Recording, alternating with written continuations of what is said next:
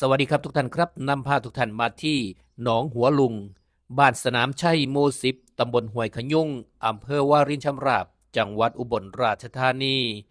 ซึ่งเป็นแลนด์มาร์คแห่งใหม่ของชุมชนตำบลห้วยขยุงหนองหัวลุงเป็นพื้นที่สาธารณประโยชน์ขนาดใหญ่มีพื้นที่ประมาณเกือบ400 ไร่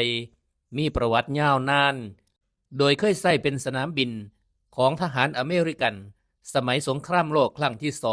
2ต่อมาใช้เป็นพื้นที่สาธารณประโยชน์สำหรับเลี้ยงสัตว์ของชาวบ้าน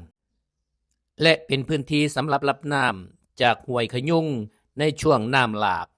ทำให้มีลักษณะเป็นหนองน้ำและทุ่งหญ้าสลับกันเป็นที่อาศัยของนกน้ำและนกกระย่างปัจจุบันได้เป็นแลนด์มาร์คแห่งใหม่ของชุมชนตำบลห้วยขยุงและได้รับการพัฒนาเป็นหนองหัวลุงโฉมใหม่ใช้เป็นสถานที่ออกกำลังกายปั่นจักรยานและเป็นจุดท่องเที่ยวเชิงนิเวศที่โดดเด่นโดยเฉพาะการชมทุ่งดอกกระดมเงินที่บานสะพรั่งในช่วงฤดูร้อนและสถานที่สาธารณะแห่งนี้ยังเป็นสถานที่ที่ร่วมอนุรักษ์สืบสานวัฒนธรรมประเพณีบุญบั้งไฟตั้งแต่อดีตจนถึงปัจจุบัน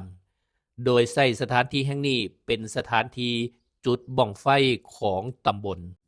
และมื้อนี้กับมื้ออื่นคือวันที่8กับวันที่9เดือนพฤษภาคม2569สวนสาธารณะแห่งนี้สิได้รับเกียรติต้อนรับพี่น้องจากทั่วสารทิศมาชมประเพณีการจุดบั้งไฟของชุมชนตำบลห้วยขยุงและนี่คือคำขวัญของตำบลห้วยขยุงกินคางามน้ำมูลใสบั้งไฟล้านแตงโมชาวตำบลห้วยขยุงอำเภอวารินชำราบจังหวัดอุบลราชธานียินดีต้อนรับทุกท่านครับ